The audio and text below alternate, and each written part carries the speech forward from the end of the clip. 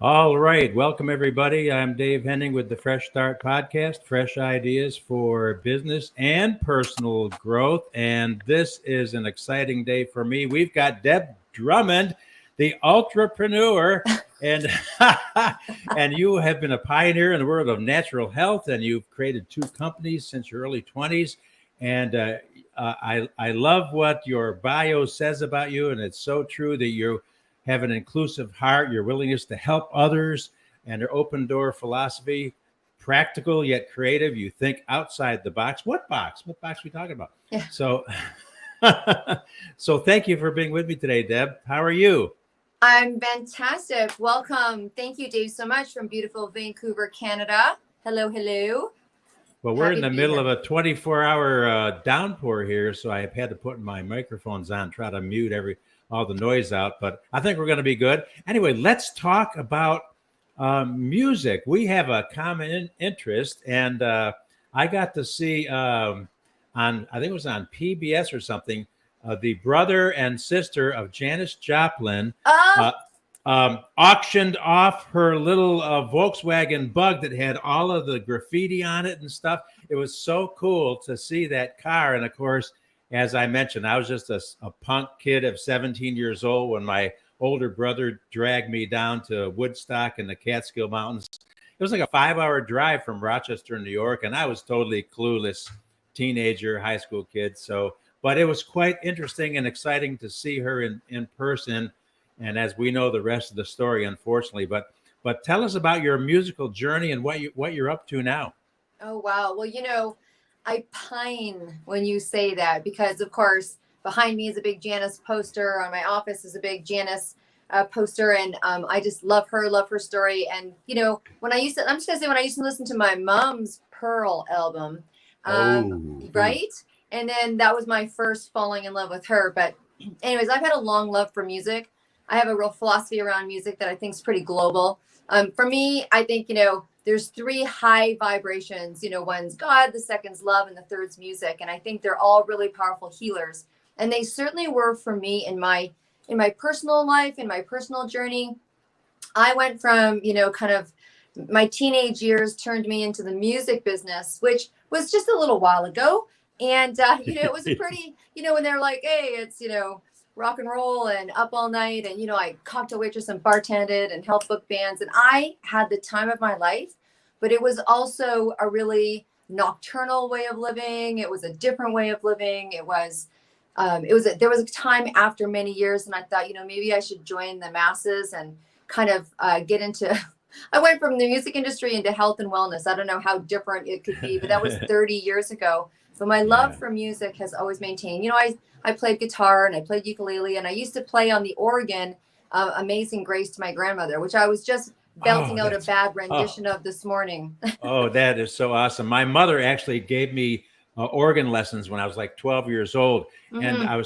I had a course in college to be able to read notes, but I'm so slow at reading notes. I just started to play by ear. I can play that Michael Jackson song "You Are Not Alone" and Oh, wow. stuff like that. But yeah, I'm the same as you. I taught myself guitar when I was a teenager as well, but always had a love for music. In fact, you don't have any way of knowing this, but the same guy that I interviewed that created the podcast software, I actually built my first online rock and roll radio station, and I put on my webpage that Billy Joel says that music has a healing quality about it, and I just love music. So my first radio gig was in Kansas City at the first contemporary Christian music Mhm. station ever, owned by these two Jewish guys.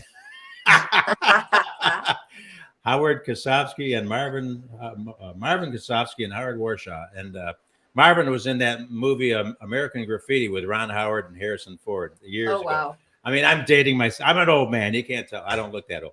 So, but That's all right. that, but all that to say, I just absolutely love music and ended up being a disc jockey for many years. So, and Wow. talk show host. So back to you though. It's not about me. It's about your story and how you evolved it from Yeah. playing Amazing Grace with your grandmother to getting into health and wellness. And we both have a common friend, Jeff Olson, who I got to hear his mentor, Paul J. Meyer flew in from Grand Cayman Island on his own jet into Vegas.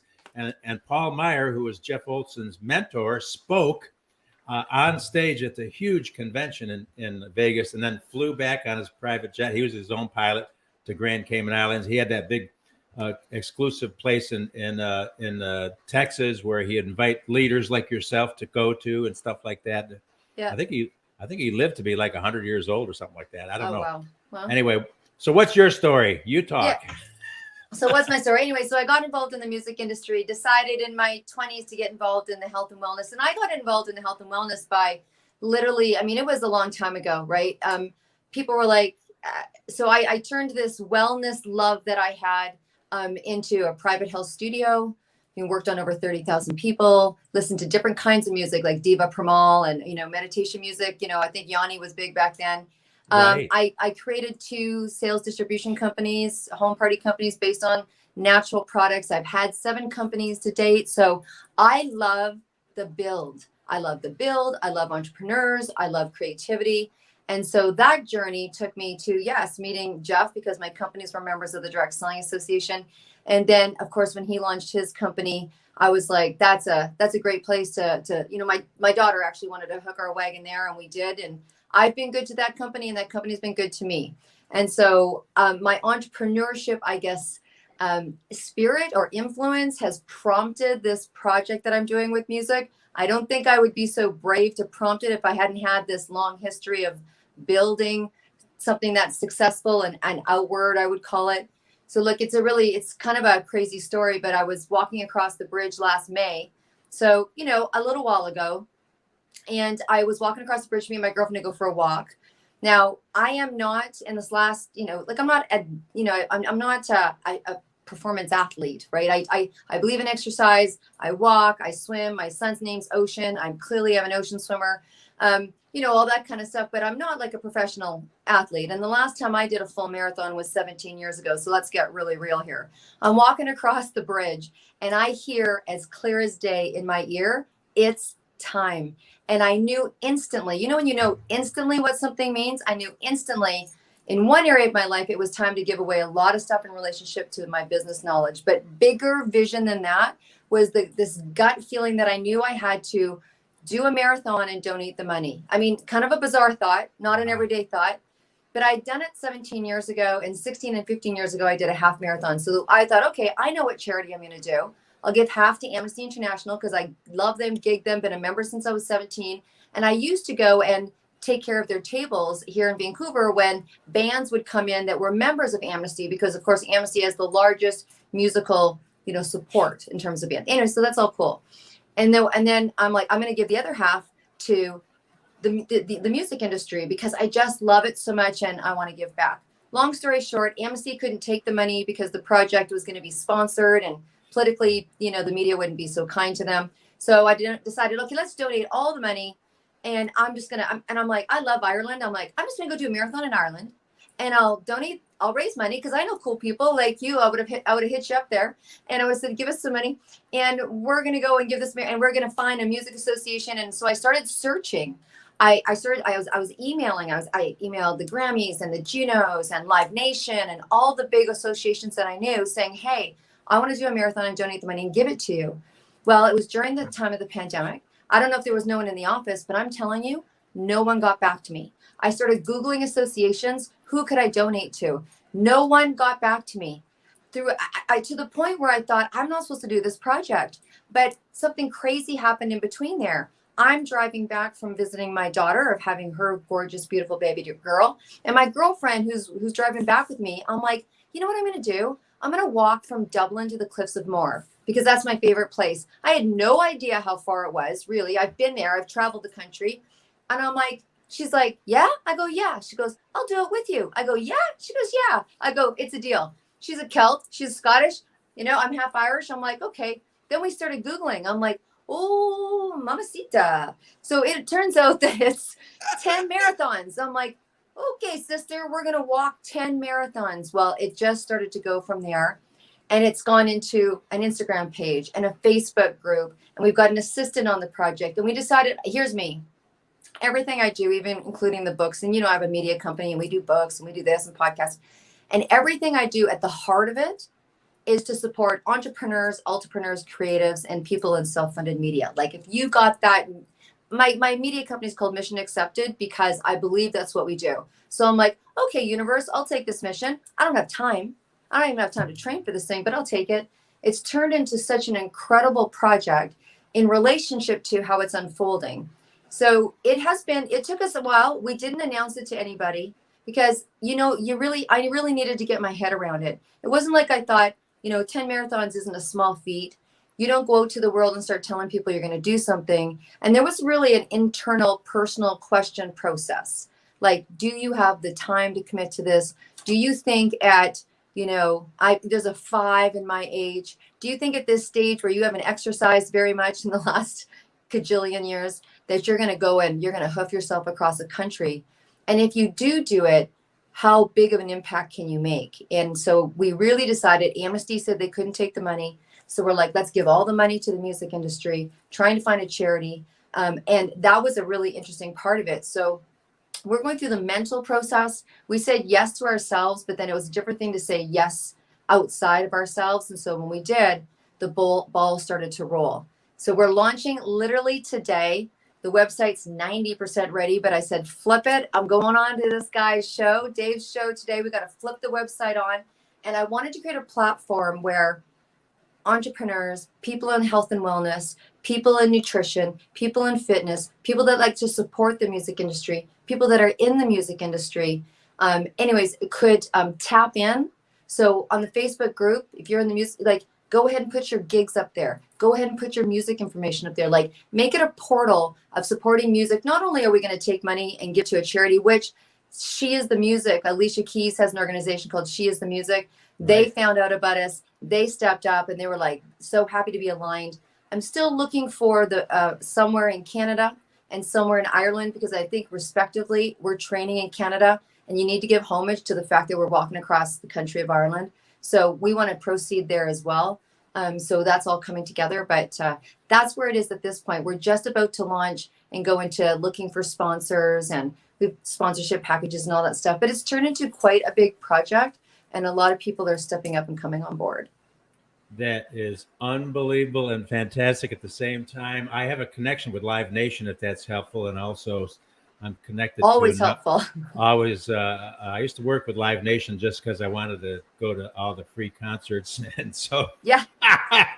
Hey, whatever motivates you. That's higher than getting paid. Yeah, I got to see Dead and Company at Shoreline out in California when John Mayer was their lead guitar player. Oh my gosh, and so many different genres and bands and stuff. All that to say, I also know a couple of musicians, actually, some Canadians that made their version of the Rock and Roll Hall of Fame. So I don't know if I can help you or not, but you know what? I think that's exactly how the conversations are going. And the whole thing is with this website and with this, especially the Facebook group. Oh, by the way, when we came up with the name, so you had to encompass it, right? So it's the unforgettable. So that's for people like me and you that know unforgettable. We know that song, the unforgettable. I'm actually calling it the ridiculous, but she's calling it the unforgettable. They did it to her. So we're like, they did it.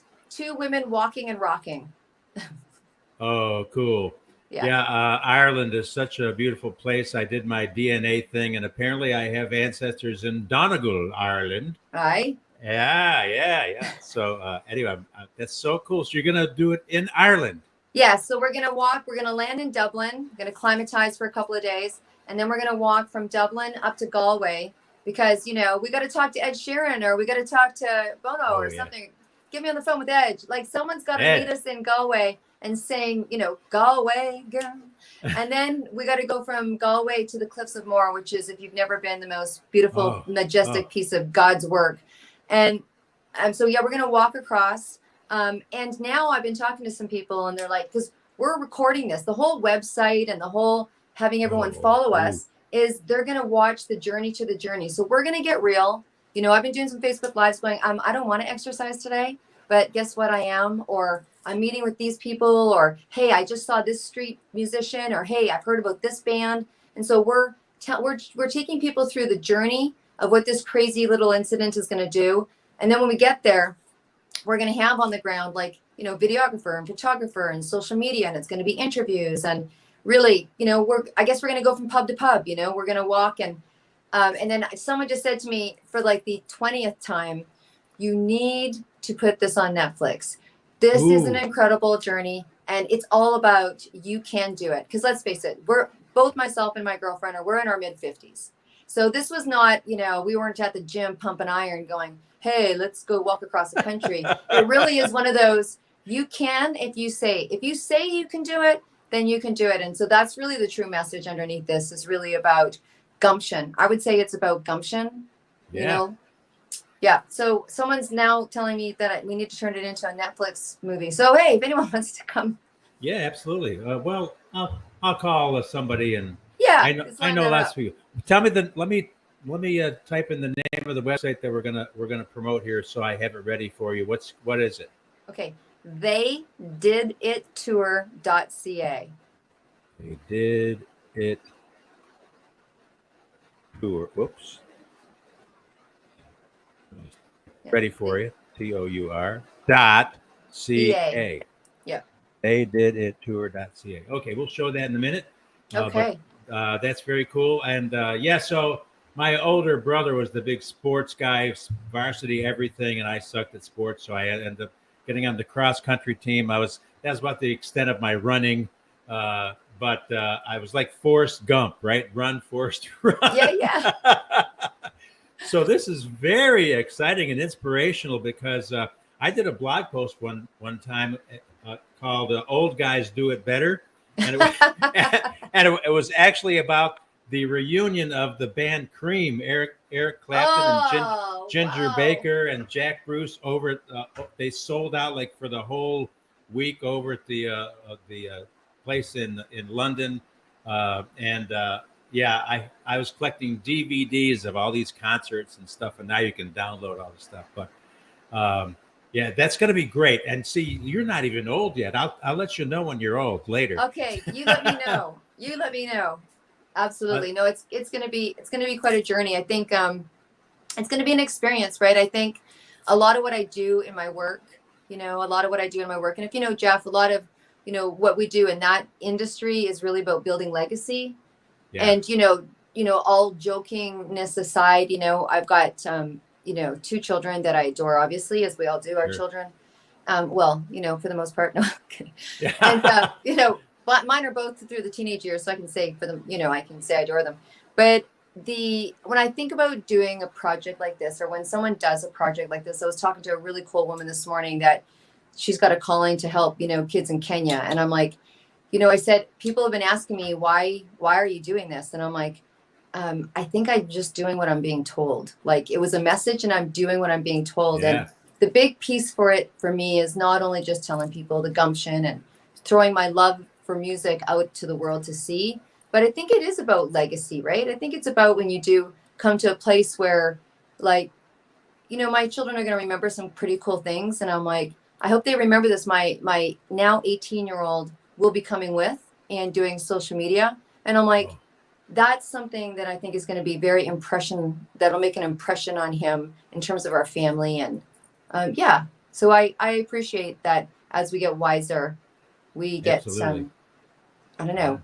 gets more heart-centered, I think. So yeah, funny you should say that. I've been over to Kenya about 6 times. Our family started building schools there about 18 years ago in a little village called Kilgoris, about 5 hours southwest of Nairobi.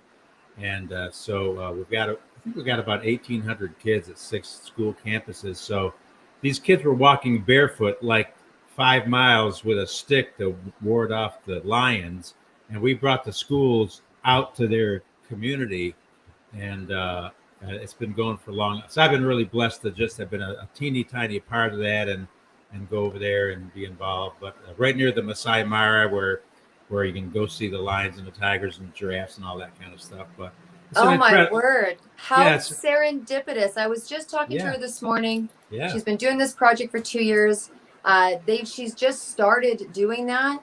And I gotta connect you to her, because they're of course they're doing something very similar by nature, but they're also bringing in like there's going to be a music project, and I'm like, oh man, that would be so incredible to help inspire these children with music. And this morning she's like, come in February, and I was like, I actually am thinking about that. So you would be the perfect person to connect her with. Wow, she's a really beautiful soul. Yeah, February would be good because that's kind of like summer over there. I mean, where we were at the high elevation was like California weather, 70, 75 degrees and sunny, and then a torrential rainstorm right at 5 o'clock.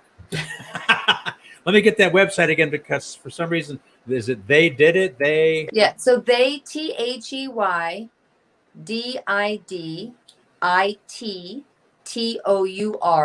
they did it tour.ca. There's also a Facebook group called The Unforgettable They Did It Tour Facebook group. There's also an Instagram, at They Did It Tour. The Instagram's been going the longest because we started to just build people see, like, we're just launching those now. This walk, by the way, it's not a run. I don't want to say I'm running 10 marathons, but maybe the last half. But it is going to be in August of 2023. So there's lots of time for people to get involved, volunteer, support, take advantage of, use the platform to promote yourself, connect, lots of time. So people, you can also invite other people to just take the walk with you. Yes? No. Oh, no. Oh, okay. No. Sorry. Let's clarify. I only want to be responsible for us. It's going to be no. People can watch the journey. They can go, hey, you guys are in, we'd like to donate and sponsor you walking, from Galway to, we want to do 100 clicks or something. Or they will be able to watch on social media. We will be social media'd every day. The video will happen every day. We'll be doing live interviews every day. If they're in Ireland, please come, cheer, high five, have a drink with us at the end of the day. We're gonna land in some pub, I'm sure. But and there'll be events that'll be planned and posted. And we've got an incredible woman that just came on as the project manager, so she'll be arranging all of that. So there'll be lots to be said and do. But in terms of walking the whole 10 marathons with us, just from taking care of people's health perspective and all that kind of stuff, it's not, we just can't liability anybody but us. That makes sense. It'll be a lot of paperwork. I hate paperwork. Yeah, no. And it's a lot, it's going to be even me and Corrine, who've been friends for 20 years, and love each other dearly, know that after we do that kind of walk together each day, we're going to go back to our own hotel rooms and chill out and be able to process. Because, it's going to be a journey for us as well. Like, you're walking for 10 hours a day, you and you know what I mean? You and you. So I think it's going to be a very spiritual journey as well. And we're going to have our times maybe where our ankles are going to be swollen, or our knees are going to hurt a little bit, or our body's going to hurt, or there's something going on. I mean, it's 2 weeks away from home, and there could be things going on in our world that we're going to have to put aside for this. And it's going to be a very, very big mindset game as well. Like, I've done a marathon, and at that 18 mark, and I had a ways to go. I was like, who thought of this idea? Whoever thought this was the stupidest thing I ever thought of, And so me and a woman just grabbed each other because we were running for the same charity. And I'm like, let's go. And we don't let each other stop. So we didn't. And it's going to be a real game on, it's going to be a mental download game. I mean, I've studied top performance for a long time, particularly in business. This is going to be a very personal top performance experience. Yeah, it's called getting your second wind. Right? In running, when you get that second wind, all of a sudden you've got enough adrenaline going on to push through that barrier. And we're talking about pushing through barriers in our lives right now in this day and age we're living in. That's the way I'm looking at it, right? So they did it tour.ca. It's right there on the screen. And perfect. This is fantastic. So it sounds like that you've really connected with God in a lot of ways, and with your relationship and the spirituality that all of us really have, and trust and hope and faith and endurance and perseverance and persistence, all those important things that get us through the messy times. That look, we have this glam life, right? Like glam camping or something, but it's really, life is messy. Wouldn't you agree? Yes, life is messy. That's a famous saying for me out of a movie, Romeo and Juliet. And there's a scene where the older woman is trying to find this love that she had from when she was younger. And her young grandson says something about life. And she says, life is the messy bits. Right? Yes, yeah, absolutely. I'm speaking with Deb Drummond, all the way from Vancouver, Canada. I grew up in a suburb of Toronto called Rochester, New York. True. Yeah. So, Deb, thanks so much for being with me. And this is the Fresh Start Podcast. But I have one last question for you. I usually have some tricky, weird, fun questions, but we'll let's see. Well, we got another 1 minute. Okay. So if you could have, let me ask you this: if you could have sit down and have dinner with anybody you wanted, living or dead, and you didn't have to pay for it, and you just if you could talk with anybody that you wanted to, from history or in person, who would that be, that you just ask any questions you want and talk to them? Only one person? Yeah, I'm sure we all have several, but okay, only one or two, whatever. The founder of Amnesty International. Oh yeah, the founder of Amnesty International. I've been in love with that association since my first I joined because of a Simple Minds concert. Oh, remember cool. Simple Minds? Yes. And it's been a deep, long desire for me. I'm like, I want to become so established and fluid financially that I could literally just show up and go. And I've done it in Ireland. I'm like, put me to work for free, but I'd like to be able to do more of that. So Amnesty International, the founder, give me a call. Let's do dinner. Beautiful. Fantastic. Good answer. One last question. I ask this to everybody, and famous entrepreneurs, been super successful. They've all got a backstory. My question is, what was your very first job when you were a kid or a teenager, ever? My very first job is that I lied about my age, and I worked at Denny's. You had to be 16 to work. I was 15. Fam needed money, and so I went to work at Denny's, and they paid $2.85 an hour during the day, or $3.25 an hour to work the graveyard shift. So I worked the graveyard shift and then went to school the next day. And that was my very first job, was at Denny's. Yes. Oh, I thought I saw that picture of you on the wall last time I was at Denny's. Yeah, that's right. Yeah, with my purple and orange outfit. See? Yeah. That's fantastic. That's a great story. Deb, thanks so much for being with me. I'm Dave Henning with the Fresh Start Podcast. Thank you for being with me. It's been great. Thank you. What a blessing. Fresh ideas for business and especially personal growth. Thanks, Deb. Hang on. Let me hit something here. Oh, let's go here. Let's try this. I want to encourage everybody today. I've got a little ebook.